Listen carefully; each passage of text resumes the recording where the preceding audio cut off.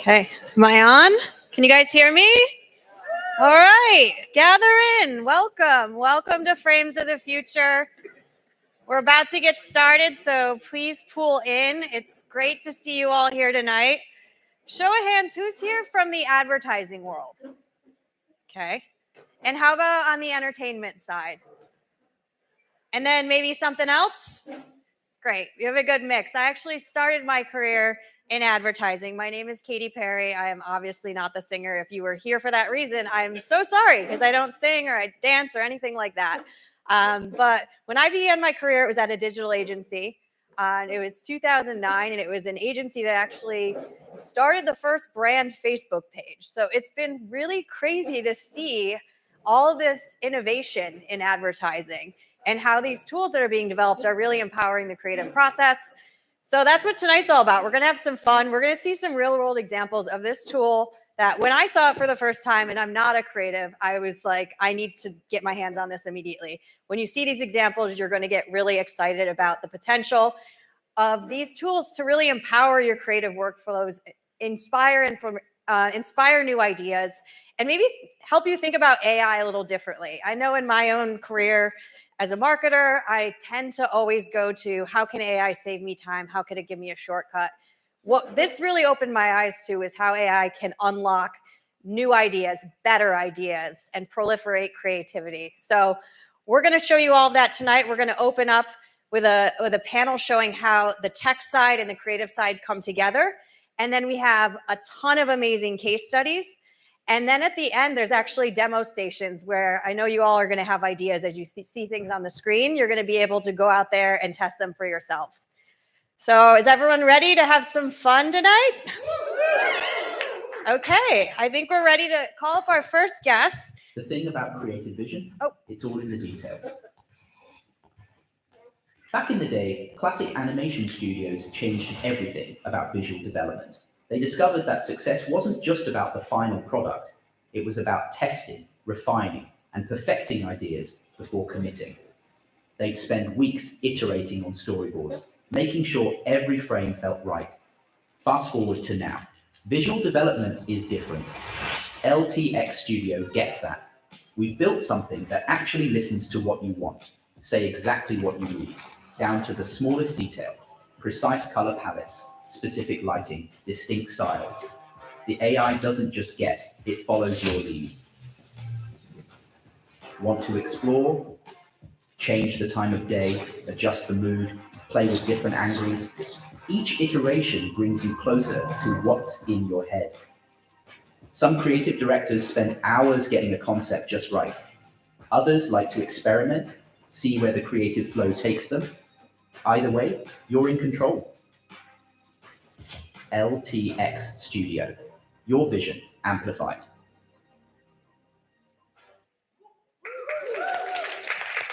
All right, with that, let's bring up Zeev Farbman, CEO of Lightricks, and Jeff Kleeman, CEO of Bold Films.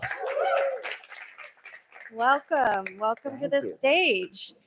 Excited to dive in with you guys, and I think this is interesting because you're coming from two very different perspectives. Zeev, you're obviously the creator, the builder of this product. Jeff, you're a user of the product and someone who's brought it to life. So I want to start out with, both of you, and the audience might not know this, both of you have created things that most people here have experienced.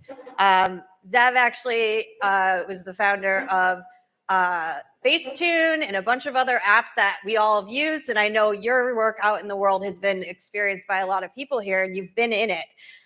So I'm curious, this innovation cycle we're in, and I'll start with you, Zeev. When did you feel like this Gen AI thing was going to be huge? I know you were early to it. When was that light bulb moment for you, and how did you decide to build off of that?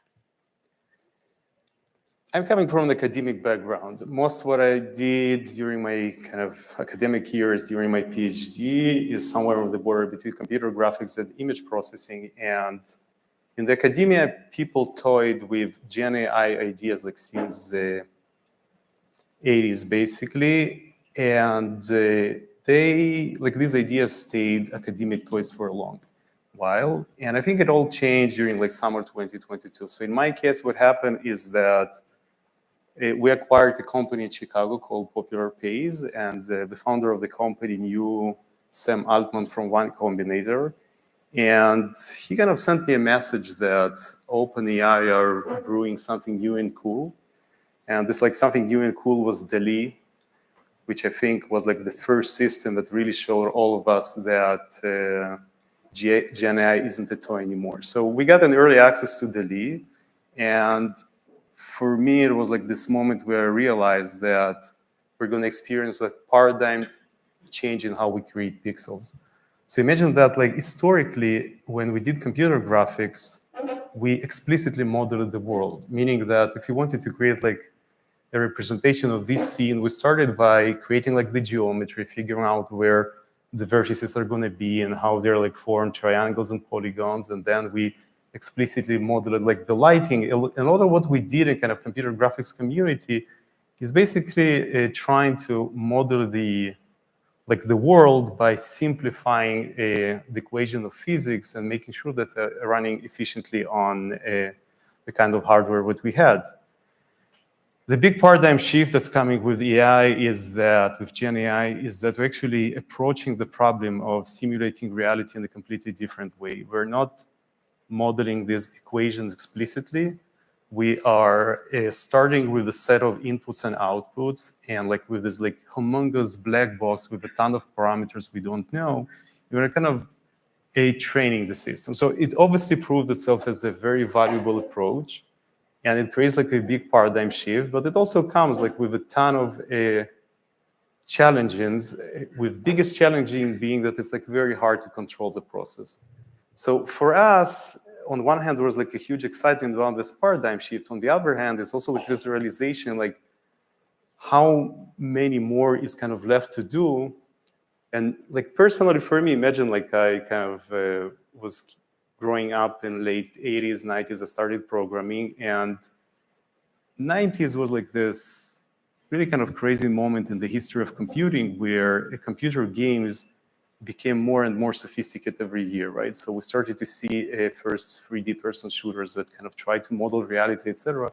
And for a long time, I kind of felt, well, like the history passing by, you know, like people are doing like these cool things, and I'm the kid that tries to program, etc. Now, like with Gen AI, for me, it's almost like a fulfillment of a childhood dream. I feel that there's like this new paradigm, and we can make a meaningful impact. We can like really bring like a human creativity to a completely new level.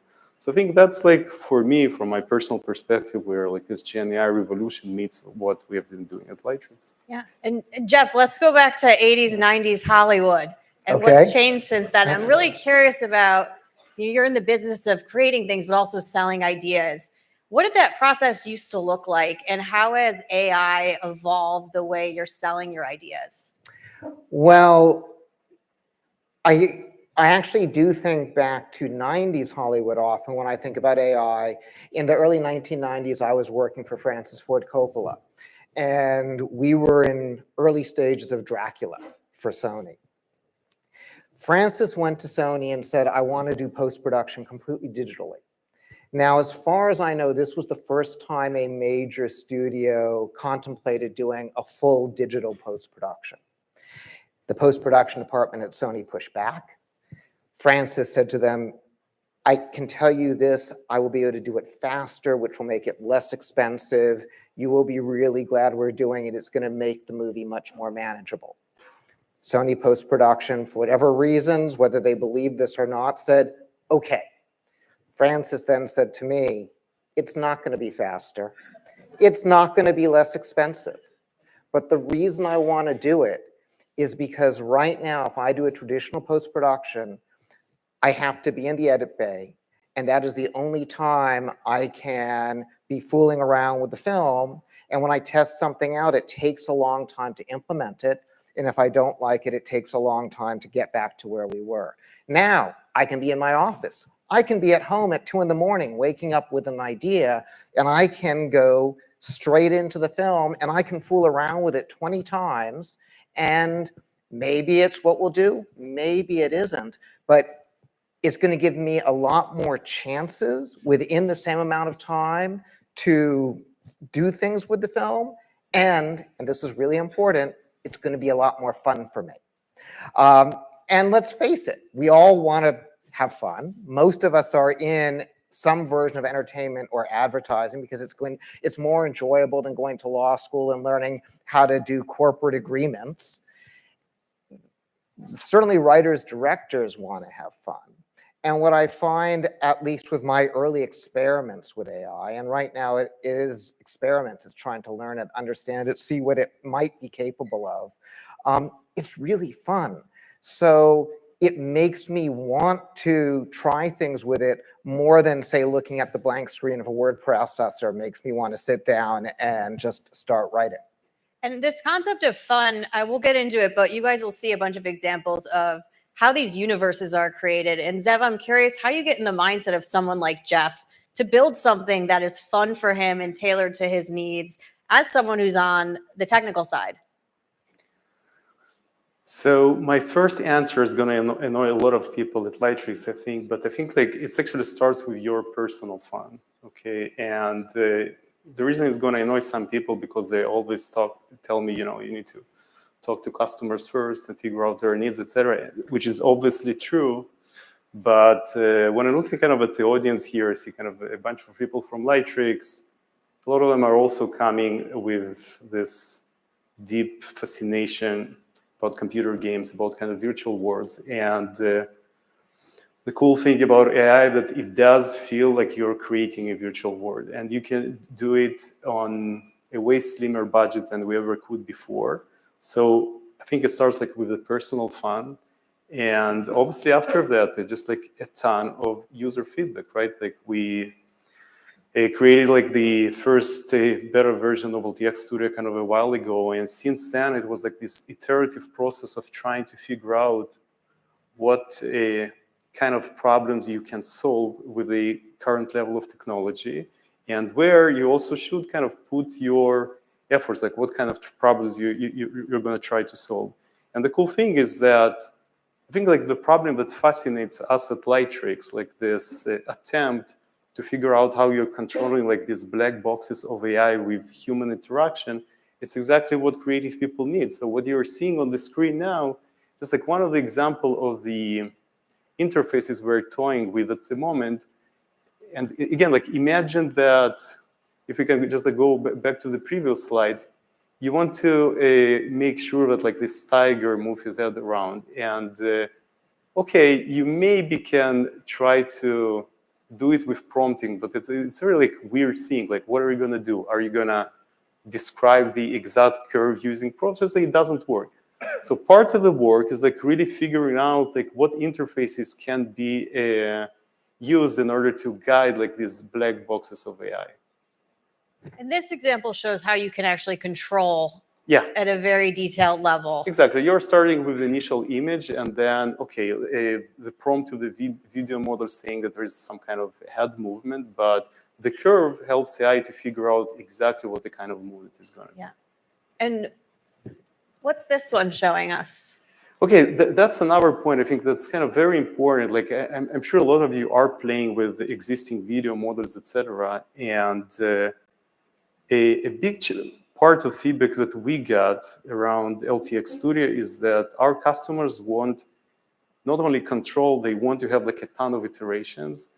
And we just like realized that the latency of existing video models, when you need to sometimes kind of wait minutes until you're getting the final results, like this kind of waiting times do not lend themselves well to like really cool iterative creative experience. So we're going to announce a new video model that's going to be like really first real-time video model, meaning that it's going to take for you longer time to watch the video than it's actually going to take to generate it, right? So the quality is going to be like what you saw with the cars, like we call like a preview quality. You weren't able to, show it on like a 4K screens, but the time is going to generate like 10 seconds video is going to be around like 1.5, 2 seconds. And then you're going to start thinking about shots and like working with that in a completely new way. You will able to create very long shots. And then like the thinking about the footage is going to be different. In some sense, it's almost going to be closer to how people work at the moment. That they take just like a lot of footage and then kind of over time to figure out how to splice it together in order to create like a scene with the real emotional impact. Jeff, you're obviously sitting here with a builder, a creator in this space. I'm curious, like, obviously it's kind of symbolic that you're sitting here with Zeev. And I'm curious how you feel about the role that people like yourself play in co-creating and collaborating on AI. There's people who are fearing it, but it seems like you're leaning in. And I'm curious why you think that's important to be part of this process as it's being built out. A slew of reasons. I was at my alma mater, the place I did undergraduate studies at, this weekend, and the president of the college was saying that they're now dedicating $200 million to AI, not simply research or creating AI, but making sure that all the undergraduates are well trained in AI. And I know, for example, at the Wharton Business School, that there are now courses that require people to use AI in those courses. So the way I see the world moving, there is a generation of people who are now 18, 19, 20, 21, who are going to soon be emerging, knowing at least AI as it currently exists, the way we all know Excel or Microsoft Word. And I think if we want to stay relevant, and part of getting older is a fight to stay relevant, it is not being an ostrich about this, but hopefully maybe not knowing quite as much or being as native to it as they are, but being aware of it. I also feel it is genuinely useful, not because it's necessarily going to allow us at Bold to make a lot more movies or a lot more television, because we don't need to make a lot more movies than we already make. We can't afford to. We, only have so much financing. But the question is, are there ways where it can improve the quality of those films? And I believe it can. And I'll give you an example. I think probably most people in this room would agree that as we move toward the future is increasingly visual. You can sort of track the history of humanity. And certainly once we started getting the web and digital to this place where now even podcasts often feel compelled to have a visual component to them. Many years ago, I was asked to do some early writing on Hotel Transylvania. It was the first of a number of experiences I had with animation. When my writing partner and I handed in our first work, Sony Animation said, "Oh, this is great. Now go talk to the animators about it." What we hadn't realized, because we'd never worked in animation before, is that it's quite common in animation to have the animators working parallel with the screenplay being written. So we went and we met with the animators, and they said, "Oh, yeah, this is really interesting. Let us show you our version of those scenes." We're like, "Wait, your version?" And they showed us these scenes that had some really cool stuff and had some stuff we thought was flat out wrong. And a huge argument ensued between them and us. What I came to really appreciate in animation, but it took a while, is this sense of having a visual collaborator as I was actually doing the writing of the screenplay. And what I'm starting to feel in terms of generative AI, because let's face it, we all know there's many different versions of AI, is not that it is for me a tool to create from scratch, but as a visual collaborator, it's almost as much fun as having a team of animators, but this time I get to win every argument with them. And we're going to come back to the present soon, but before we do, Zeev, I'm curious, when you look ahead 3 to 5 years, what's already piquing your interest, or what are you seeing out there as someone who has been ahead of these trends? Jeff's telling us it's going to make his outputs better. What do you think?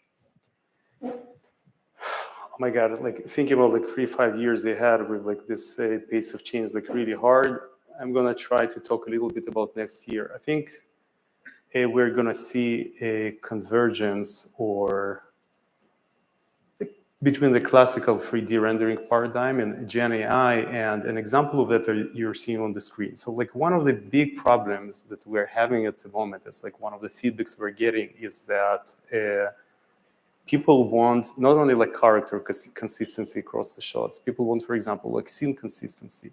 You want to be able to create a place and in some way to capture it. It's like something that AI system at the moment, like the video generation model, like really struggle with. So I think what's going to happen, and like we're working on it, a bunch of other people in the industry as well, is that once you generate some kind of imagery with AI, it doesn't matter if like a photo or video, you will be able to create like this rough 3D representation that's kind of, I guess, familiar, like this 3D point cloud for people who are using like Blender or Maya or like other 3D software. And then you will be able to kind of to move like this like rough 3D space to define a camera trajectory.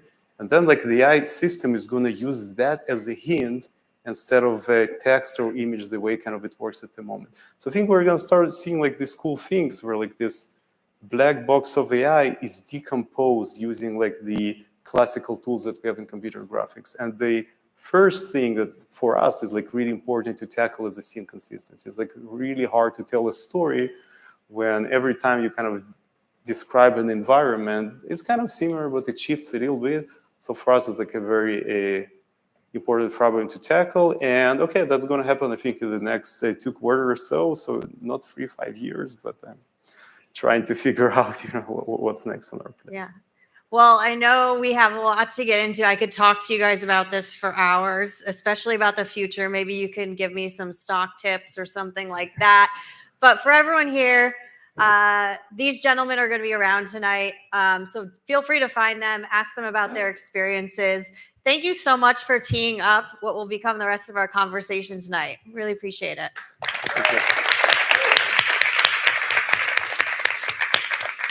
All right, are you guys ready to see some of these applications in action? Let's bring up to the stage Mark Mitten, CEO of Mitten Media.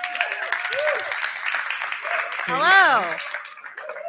How's it going? It's going well. How about you? Good. I want to jump into something that came up when we were prepping, and that was you're an ex-McKinsey guy, and now you make movies. So how does that work? How did that happen? Well, it was, I always wanted to make movies, but I grew up in a small town in Ohio and I wasn't smart enough to know I should go to NYU or UCLA or USC or go out and make movies. So I actually pursued advertising. I was in advertising for a number of years because I thought that would be a great foray into film and TV. And ultimately, I created a brand strategy company back when nobody really knew what a brand was. So I was working with Microsoft and Nike and the Weather Channel and a bunch of entertainment brands. And we were very successful, so successful that McKinsey bought us. And I became one of the heads of the brand strategy practice. And when I became in that role, my last client was Blockbuster. So I had Blockbuster as a client for 2 years. By the way, Blockbuster had all the answers. All the answers. By the way, don't tweet that tonight. But when we worked with them, I was one of the people that brought in Reese Hastings, and I tried to get them to buy DirecTV. Long story short, it really made me want to go and become a filmmaker and actually execute. I'd give advice, but I never really had the opportunity to bring my own creative visions to fruition. So I got into documentaries back in probably the mid-2015, and then that's been my course ever since. But it's been great because when we talk about AI, in McKinsey, it was always left brain or right brain. What I do now is left brain, right brain. Right. What we always looked at was how do we use the latest tools and technology to understand if they're going to work or not? Because we don't want to be left behind. Jeff made a great point. This is now what has become an ante into the entertainment business and the ad business. And all too often, AI is something that, I just said to Katie on my way over, there was a guy with a microphone in the middle of the street over on 42nd and 6th saying, oh my God, AI, it's going to be the end of all of us. Mm-hmm. So do you want to really work from a position of fear? Yeah. Or do you really want to say, how is this a tool that enhances creativity? And I think that's the power, is to understand how it can evolve and become a tool that will enhance creativity. Yeah. We got a lot of advertising people here, some entertainment people. For everyone, I mean, this was interesting when you explained it to me of how the process works of having an idea, bringing it to a studio production company. Can you quickly go over what that looks like, Sure. and maybe how you guys do it differently. So the business has really changed. That's not a big shocking headline, but from a development standpoint, studios typically used to develop films in-house. And now what they've done to be more efficient and to cut costs, they basically job it out to different production companies. So you have to come in with a package that says, this is what the story is, this is what the talent is, and this is what the budget is. This is how it's going to come to life. And then they have to say why they would make it. And for a tool like LTX, what that does for us is it makes us on par with a larger production company. Suddenly I have the ability to do things I could never do before. And that to me is a harnessing of the power of what AI is going to be able to help do. So what we do is we develop. So we've got pictures up here. There's a project that we're developing that has to do with the Olympics. Has anybody ever watched the Olympics? Can I just see a show of hands? Okay, so everybody's pretty much seen the Olympics. But if I asked you, how did the Olympics get their origin, or how did they start? You'd say the ancient Greeks. It's true. But they laid fallow for 1,500 years until the guy with the mustache up there brought them back in late 1800s Paris. This is the origin story of the Olympics that have never been told. But the other thing that the studio wants us to do is, I would almost call it pre-visualization, is show them what this would look like, because words on a page are not effective enough to being able to create a world that they're going to want to invest in. Now, our character, the guy with the bad mustache, there's only 10 photos of him. So with AI, what I can do with the LTX product is I can now start to bring him to life. By the way, the other thing we get is, while this takes place in the late 1800s Paris, goes from late 1800s Paris to 1930s Germany, they want it modernized. Okay, so we got to modernize it. So suddenly, Pierre is going to look much more debonair and much more modern. But this is also because we want to attract talent, both a director and someone that could represent him on screen. Now, when I said we're creating worlds, you can see the Eiffel Tower. Eiffel Tower didn't exist until the World's Exposition in Paris. So suddenly we now can bring to life Pierre looking debonair with not quite as big a mustache, and what that environment would look like. So it makes it much easier to say, okay, I get that. Yeah. Can anyone guess what actor? When it rotates, there's an actor, right? You had in mind when No, not yet. But okay. But it's easy. I mean, this is the great thing. I mean, it is about having fun. So we actually, when we were developing this, we actually put in a number of different actors to say if it looked like this or this person, but so it's pretty magical. Yeah. This also gives us a timeline, and we haven't played with the video yet because, again, it's kind of fun to do this first before we go to video. So we can see Pierre in one, where he's situated in Paris. In two, he's talking to folks at the Sorbonne. So the Olympic movement is really not just about sport and competition around the world. It's about sport and peace. So bringing the world together in a moment of peace. So then we see Pierre lighting the torch for the first time. You know, he's there looking very confident and happy that finally his dream's coming to fruition. Then the last scene is really the torch being lit, and now the games are back. So after that 1,500-year reprieve, now they're back. And you are also controlling shot selection in these. Yeah.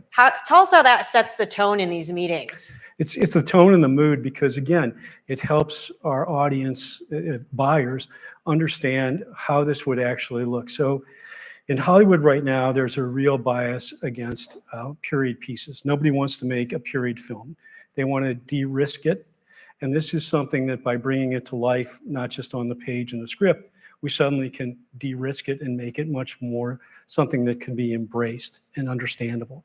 It also starts to give us a sense of what the budget could be like and what the scope of the story is going to be. Right. So this gives us control of a world that we're creating that we can then make to be cost efficient for what the studio would want to buy. And as your audience is seeing this, it's sort of filling in the blanks in their mind, how we might shoot this, who might play this. That goes into the character development. I want to talk about that piece and how you kind of flesh out and underdevelop. You said there's 10 photos of this person. 10 photos. So how imagine them at different ages, different circumstances. How are we able to visualize that? Well, that's partially the magic of the application, is to be able to play around and try to see how he would look over time. So he has to age because he goes from this age all the way to his 80s.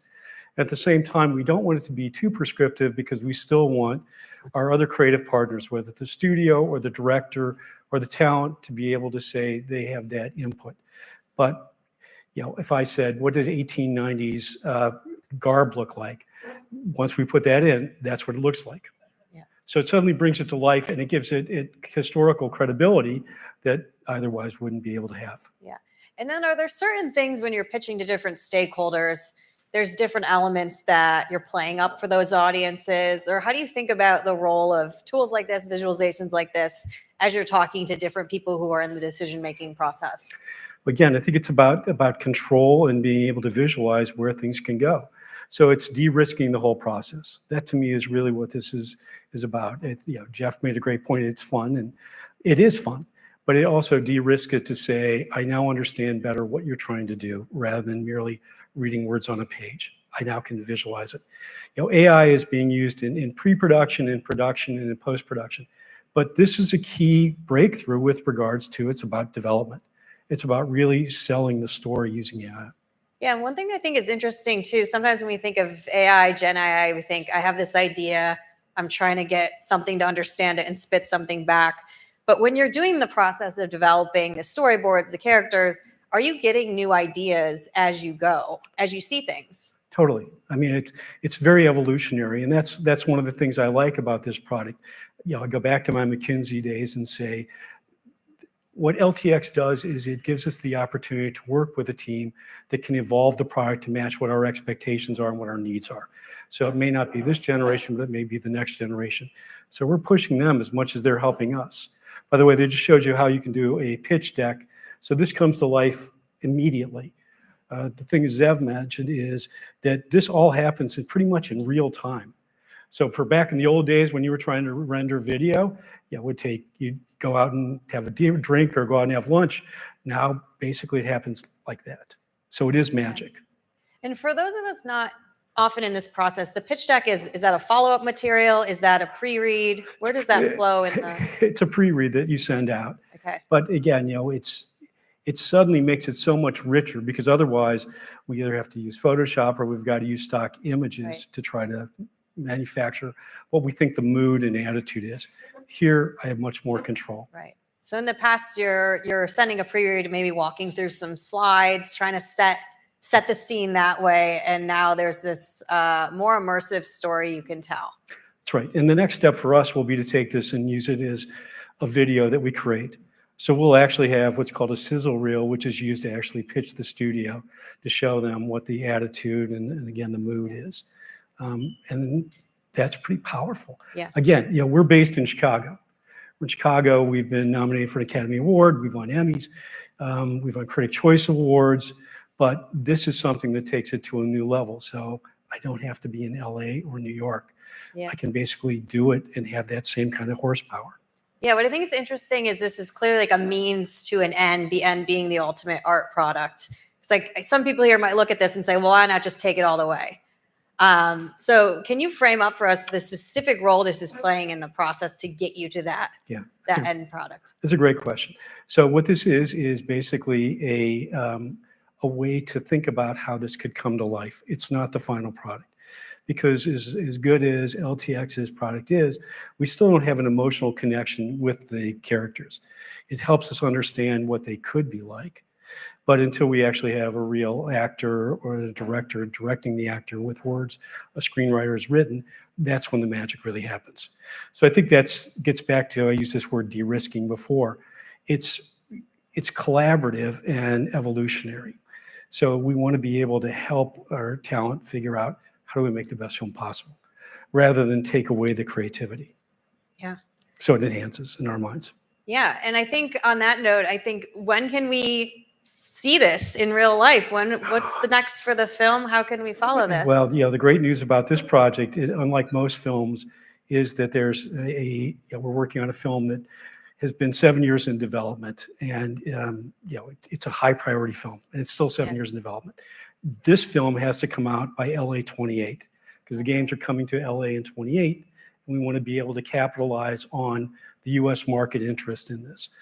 Again, when you think about existing IP of superheroes or existing novels, this is something that billions of people are familiar with the Olympics. They have an emotional connection. Nobody really knows the story. Yeah. How could that be? Wild. So anyways, we're very excited about it. Yeah, amazing. Well, we'll all look forward to seeing that. Thank you so much, Mark, for joining us. Thanks, Katie. Appreciate it.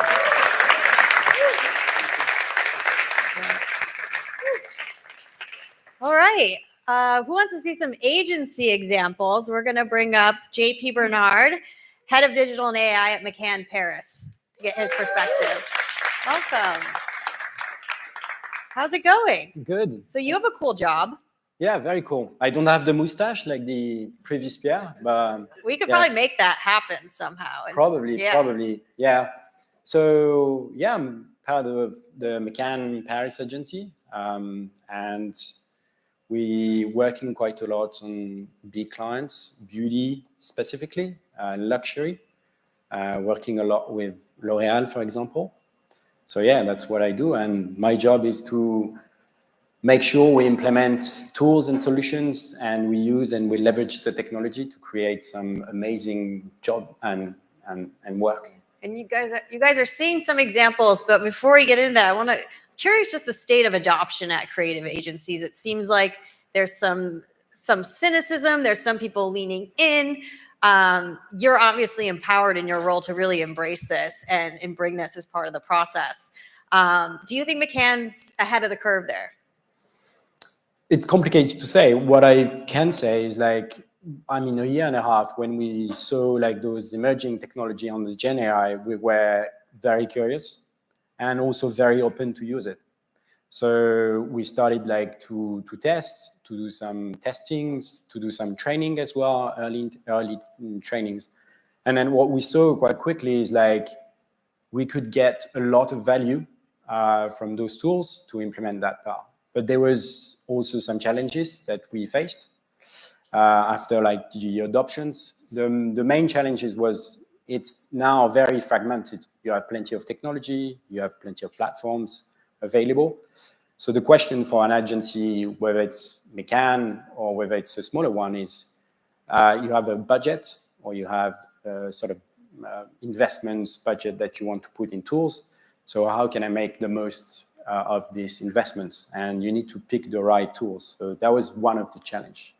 The other challenge is, of course, for creatives, they also have plenty of platforms available. So it makes it for us even harder, to move from one platform to another. So again, the idea was to say, okay, can we find solutions, or can we find solutions that can help them, not move from one place to another, but at least have a sort of end-to-end platforms. Yeah. I want to get an example because similar to Mark, you might think an agency using AI for creative, they're going to type something in and make a commercial. That's not what this is. So let's walk through this L'Oréal case study, which I think is really interesting. And we can start out with kind of what was the brief? What were you trying to achieve with this? Well, the brief was to launch a new product, a new hair care product. So I would love to test one of these products, but obviously it's not the case. But yeah, it was to launch a new hair care product, and one of the main concepts, and that was the first, thinking is, well, we wanted to play with, those old 80s TV shows like Dynasty, and being inspired with that in order to make episodes and of course assets and campaigns around it. So they started with this idea to basically have this visual universe that would be inspired by the 80s Dynasty shows, where you had those crazy hair care, styles. And of course, the creatives use the platforms to iterate and, come up with those visual territory. And what we like about LTX is the consistency. So you can, create your universe, create the characters, define, the amazing hair care that, define, the physics, the law of physics, and of course, changing the background. Yeah. And then after, you can also define your character. And what also we like with the platforms is you can iterate. So you might not be satisfied by the first example, you move to the second one, to the third one, And then at some point, you achieve a sort of, style that you want to have for your character again, and you're quite satisfied. So that's the thinking. Is like, it's like discussing with an assistant, right. And it's real time and it's happening, and that's what we like. And specifically in the business where you work with spokes and celebrities or people with faces, so you really want to make sure at some point you define what you have in mind. I want to talk specifically about this evolution because it's a vibe shift from one side to the other, and it's hard to articulate. So for people who, I know we'll demo the tool later on, what kind of what guidance were you giving it along the way to get from that initial idea to the end outcome? So you have the prompting part of it.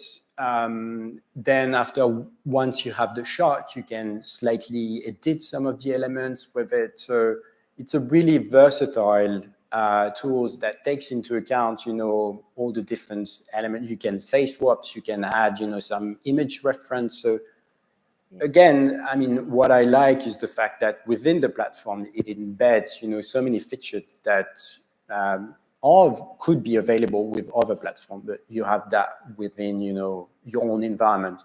So you can only work on your own, but you can work with people, because we know that in agency, ideas and projects like this is just a one-person project. It's is a team, is a collaboration approach.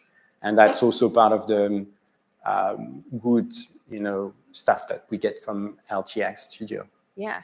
I want to go to the example of just the level of detail and control in the furniture here. Talk to us about this. So again, you have this concept of a TV show inspired from the 80s. You define the characters, and then, of course, the environment.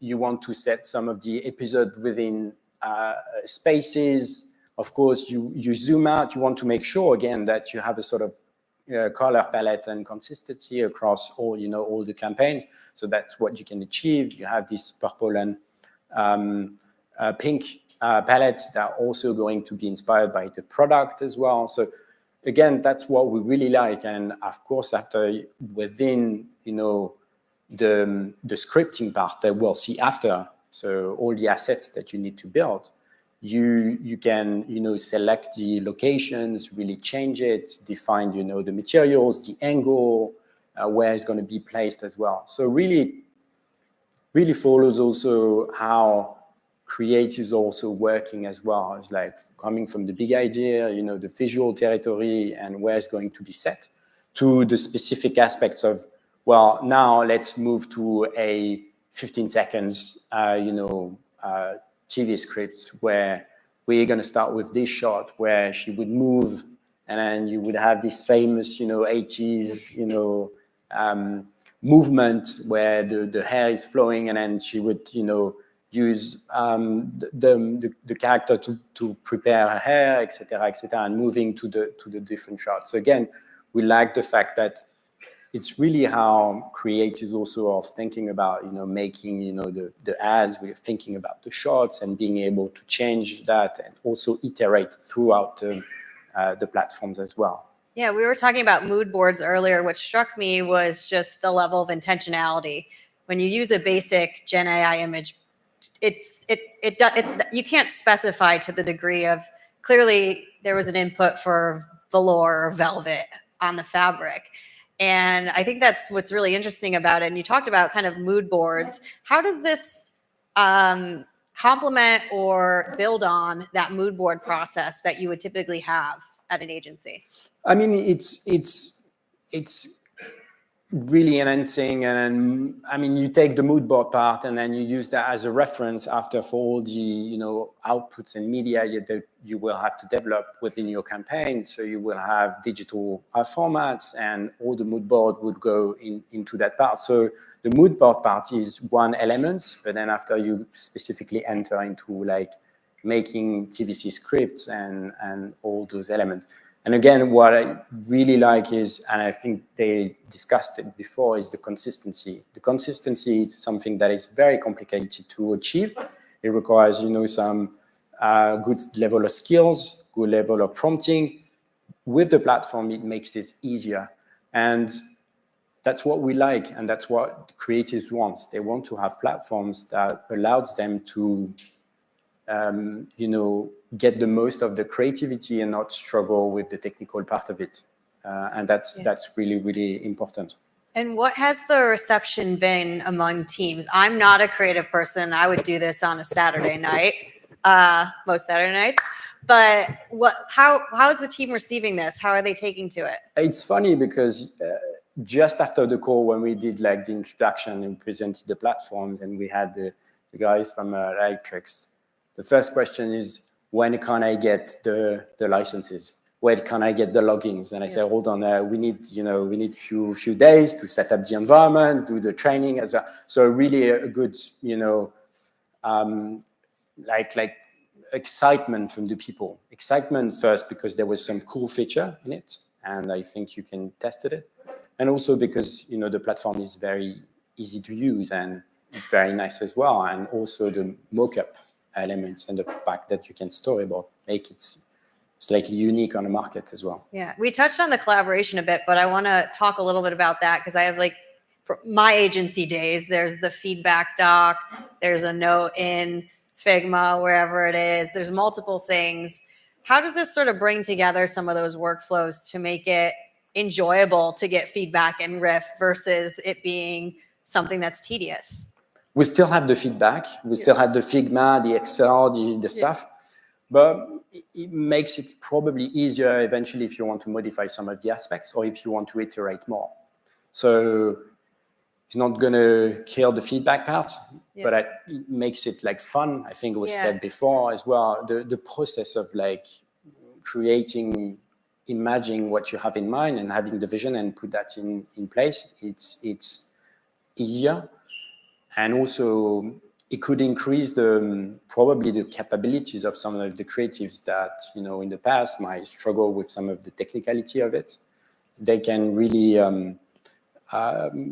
really focus on the creativity part of it. It seems like it just makes communication easier because I feel like in the past I've seen people get feedback like, make it look more Wes Anderson-y. Yeah. And now they could actually give you a visual reference. You can upload it. Yeah. And it just shortcuts kind of that back and forth on here's my idea, here's what I want you to do. Yeah. And you can really achieve some good results and then show what it could look like. And specifically on some project that maybe in the past were complex to explain on just with reference or was complicated to find the right images. Now you can create images that you have in mind or the reference that you have in mind. All right, so how'd this go with L'Oreal? Put us in the room. What was the reception? How did that go compared to maybe other pitches you've had in the past? I mean, it makes it easier because again, you can really show them and not tell. It's like you show them what it could look like. So for us, it makes our life easier. It makes usually the pitching part way more effective. Mm-hmm. And I think the quality of what you can achieve is huge. So not only is like beautiful, effective, and then after it's like, you're selling your idea, you're pitching your idea in a much like effective way. Yeah. And then, so from your seat now, you're kind of it seems like at your company, now you are the person where if there's any AI question, anything like that, it's going through you. What are you looking at moving forward? Not to give you too much power, but I think I just did. What kind of excites you about the future, and why do you feel that tools like this are actually empowering the creative industry and not replacing them? Well, because again, I'm excited by some of the features that you will see, the video parts, some of the elements that was mentioned. I think it's also good evolutions. But again, it's also because you can really focus on what we are good at, which is like, having ideas, really being creative and not focus too much on the technicality part of it, or sometimes what was complicated, which is like showing your idea and explaining your concept and pitching that, and then make it visual. So not only increase your capabilities, but also it allows us to focus on what's really important. And what is true is like we are in the business of selling ideas, making ideas, and I think these tools like just allowed us to do that even in a better way. Yeah. Well, thank you so much. Who Thank has some ideas after hearing that? I know I do. Thank you so much, JP. Thank It's you. great to have you. Okay, so with that, we saw some real world applications. We heard about how this was built. I hope some of you had some ideas sparking. I hope your curiosity was peeking at how you might be able to use this. We have some demo stations actually in the main corridor. You can test it out for yourself. We got a great group of creatives here. Riff with each other, brainstorm, say hi to the speakers, and thank you so much for coming out tonight.